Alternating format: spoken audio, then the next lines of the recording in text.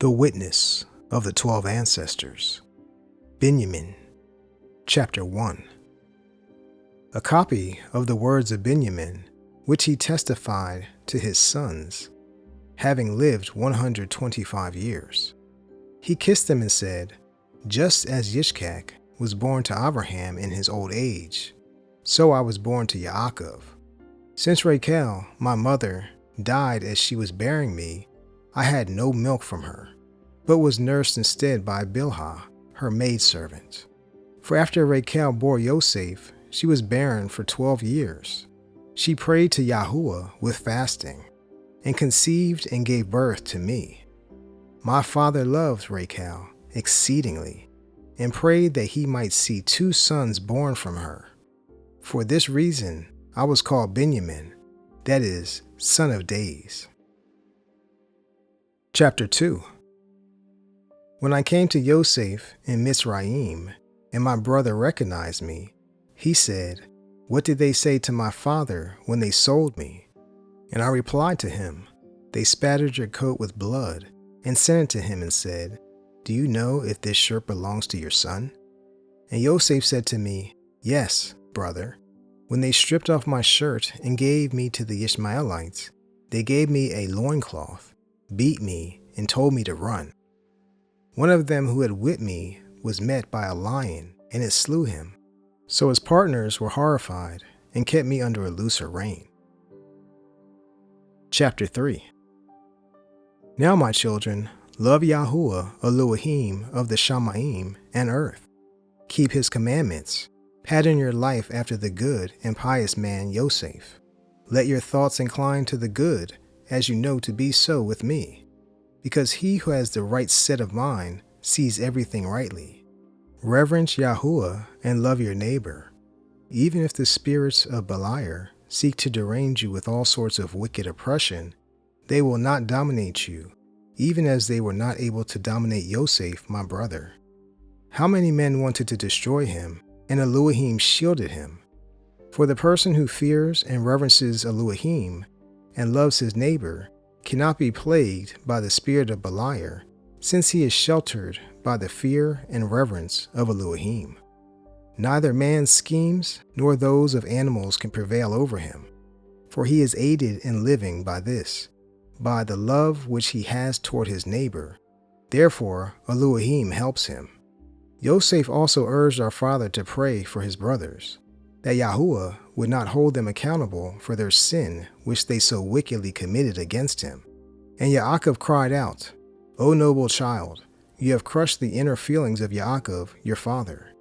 He embraced him and kept kissing him for 2 hours, saying, "In you will be fulfilled the nevuah of the Shamayim, which says that the spotless one will be defiled by Torahless men, and the sinless one will die for the sake of impious men in the blood of the covenant, for the deliverance of the Gentiles and of Yasharal, and shall destroy Beliar and his servants." Chapter 4. See then, my children, what is the end goal of the good man. Be imitators of him in his goodness because of his compassion, in order that you may wear crowns of honor. For a good man does not have a dark eye, but he is merciful to all, even though they may be sinners. And even if persons plot against him for evil ends, by doing good this man conquers evil, being shielded by Elohim. He loves the righteous and those who wrong him as he loves his own life. If anyone is exalted, he holds no envy. If anyone becomes rich, he is not jealous. If anyone is brave, he praises him. The virtuous man he commends. He shows mercy to the impoverished. To the weak he shows compassion. Unto Yahuah he sings praises. He loves a person who has the favor of a good ruach, as he loves his own life. Chapter 5. If your mind is set toward good, even evil men will be at peace with you. The depraved will respect you, and will turn back to the good. The greedy will not only abstain from their passion, but will give to the oppressed the things which they covetously hold. If you continue to do good, even the unclean spirits will flee from you, and wild animals will fear you. For where someone has within himself respect for good works, and has light in the mind, darkness will flee away from that person.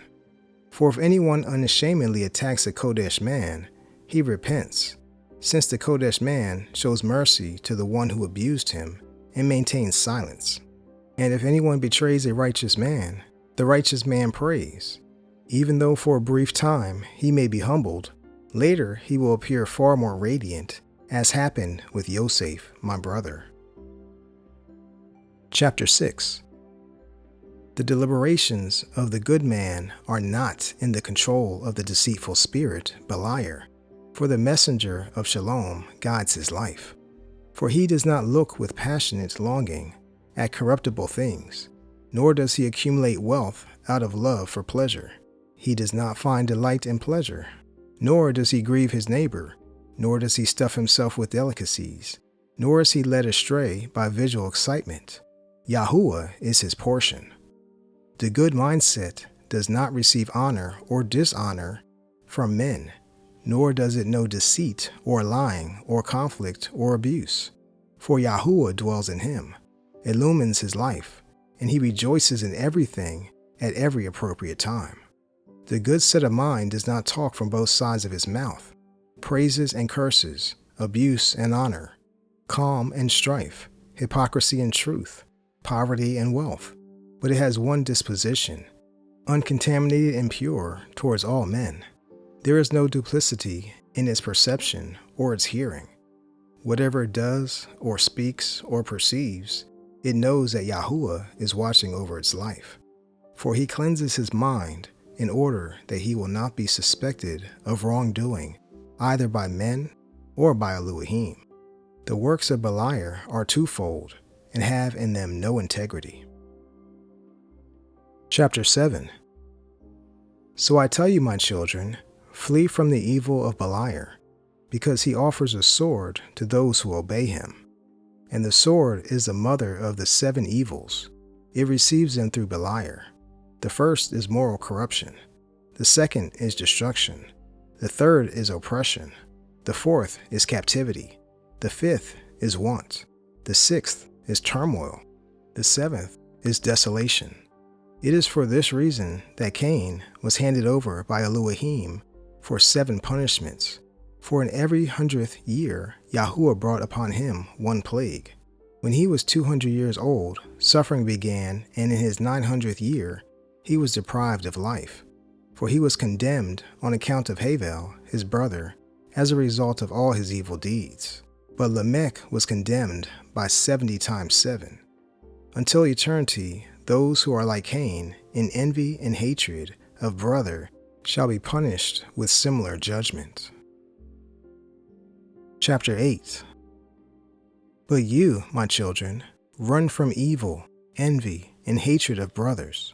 Cling to goodness and love, for the person with a mind that is pure with love does not look on a woman for the purpose of having sexual relations. He has no pollution in his heart, because upon him is resting the Ruach of Elohim. For just as the sun is unpolluted, though it shines on dung and slime, but dries up both and drives off the bad odor, so also the pure mind, though surrounded with the corruptions of earth, cleanses instead and is not itself corrupted. Chapter 9. From the words of Kanuk the righteous, I tell you that you will be sexually promiscuous like the promiscuity of the Sethamites and will perish, save a few. You shall resume your actions with loose women, and the sovereignty of Yahuah will not be among you, for he will take it away forthwith.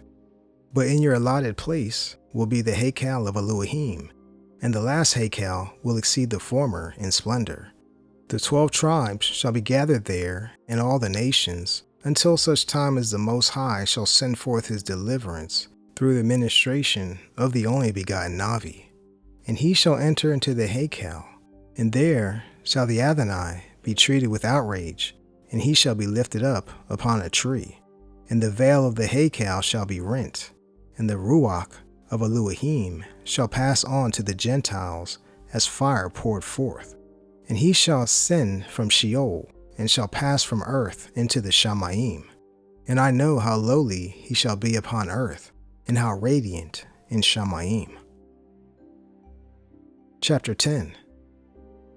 When Yosef was in Mitzrayim, I earnestly desired to see his appearance, and the form of his face, and through my father Yaakob's prayers, I saw him, while I was awake during the day, just as he was, his whole appearance. After he had spoken these things to them, he said, You know then, my children, that I am dying. Do the truth, each of you to his neighbor. Keep the Torah of Yahuah and his commandments. For I leave you these things instead of an inheritance. Give them, then, to your children for an eternal possession. This is what Abraham, Yitzchak, and Yaakov did. They gave us all these things as an inheritance, saying, Keep Elohim's commandments until Yahuah reveals his deliverance to all the tribes. And then you will see Kanuk and Sheth and Abraham and Yitzchak and Yaakov being raised up at the right hand in great joy. Then shall we also be raised, each of us over our tribe, and we shall worship the sovereign of the Shamayim, who appeared upon earth in the form of a man in humility. And as many as believe on him on the earth shall rejoice with him.